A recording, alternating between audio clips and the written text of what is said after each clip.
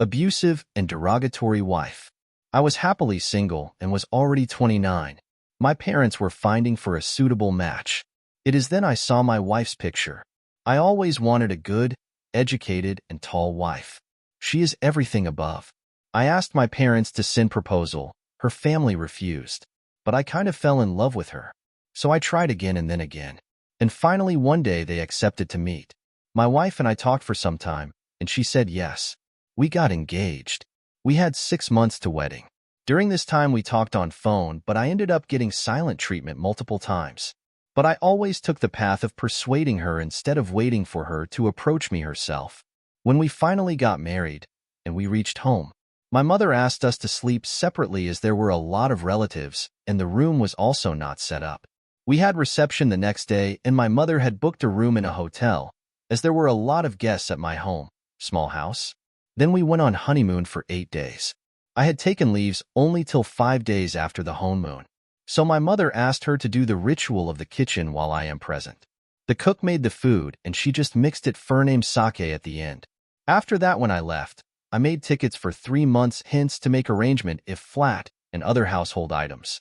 In those 3 months, she developed hate towards my mother. My mother is outspoken as she is from rural background. My wife's mother was passed when she was 2, and her father married 4 times, but no one accepted her as daughter, so she is raised by grandparents and aunties. And from childhood pampered a lot. She never prepared anything more than Maggie.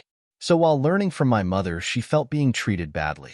My mother also tried to show her dominance in front of others. When she finally came to me, my parents came along and stayed for a week. Even though it was 1 BHK, my parents let us stay in bed and they slept on ground. My mother sarcastically poked my wife about making arrangements for home, food, and all other things that traditional Indian women do at home.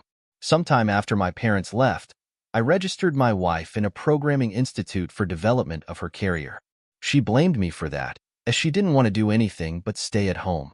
I thought she did masters, and we are only 2 people at home. She will meet with people and all. But she quarreled with me.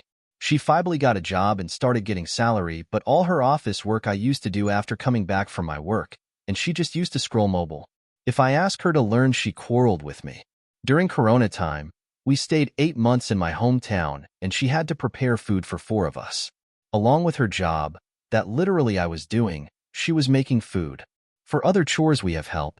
She started saying to me, I am not here to make food for all 3 of you.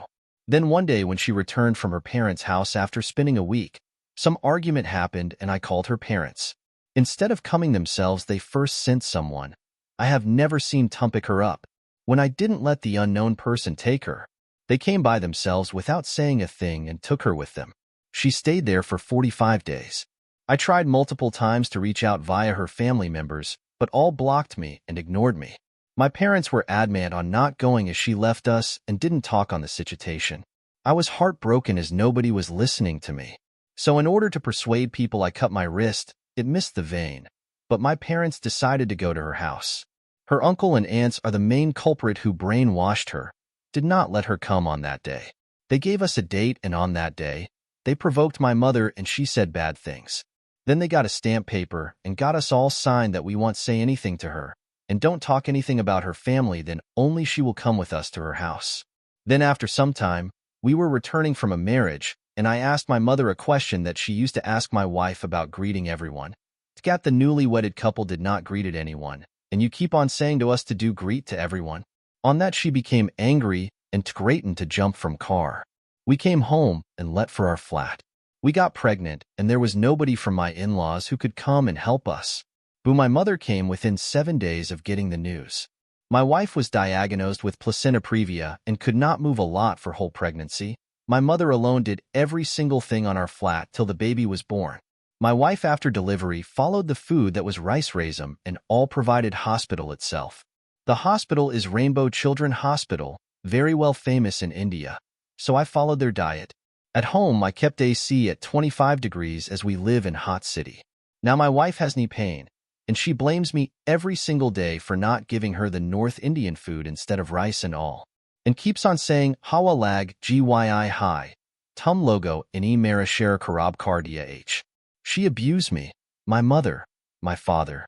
She keeps on saying to remove my parents' name from all my nominee and put her only. I have put the story very short and concise. I have suffered a lot from her and her aunt, uncle, and grandparents.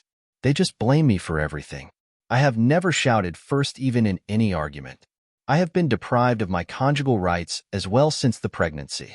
But I just want peace. Sometimes I feel like taking my own life.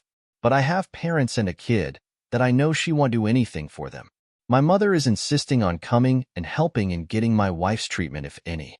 So far we did X-ray, MRI, and doctors couldn't identify anything that is causing her pain.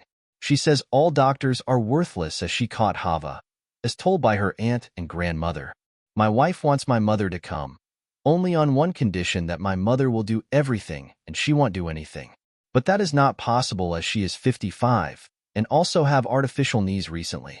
If this keeps on for long, I have nothing else to do than taking things in mine own hands.